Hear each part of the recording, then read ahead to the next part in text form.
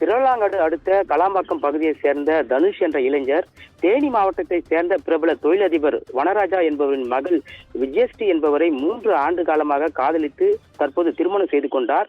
இந்த விவகாரத்தில் தனுஷின் தம்பி சிறுவனை ஏடிஜிபி வாகனத்தில் கடத்தப்பட்ட வழக்கில் ஏடிஜிபி ஜெயராமன் மற்றும் புரட்சி பாரத கட்சியின் தலைவரும் கேவிக்குப்பம் தொகுதியின் எம்எல்ஏவுமான ஜெகன்மூர்த்தி ஆகியோர் நேற்று முன்தினம் சென்னை உயர்நீதிமன்றத்தில் இருவரையும் ஆஜரான நிலையில் டிஜிபி ஜெயராமனை மட்டும் கைது செய்து சிறையில் அடைக்க நீதிபதி உத்தரவு பிறப்பித்திருந்தார். இந்த நிலையில் புரட்சி பாரத கட்சியின் தலைவர் ஜெகன்மூர்த்தி திருவிழாங்காடு காவல் நிலையத்தில் விசாரணைக்காக ஆஜராகி இருக்கிறார். இவரிடம் திருவள்ளூர் டிஎஸ்பி தமிழரசி விசாரணை மேற்கொண்டு வருகிறார். இந்த விசாரணையில் கிட்டத்தட்ட 5 மணி நேரத்திற்கு மேலாக விசாரணை நடைபெற்று வருகிறது.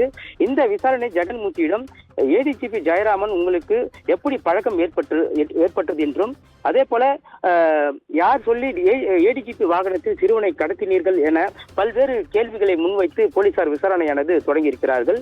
மேலும் சிறுவனை பயன்படுத்திய வனராஜா மற்றும் அவருடைய உறவினர்களின் 3 கார்களை மட்டும் திருவிழாங்காடு போலீசார் பறிமுதல் செய்து காவல் நிலையத்தில் நிறுத்தி வைக்கப்பட்டிருக்கிறது.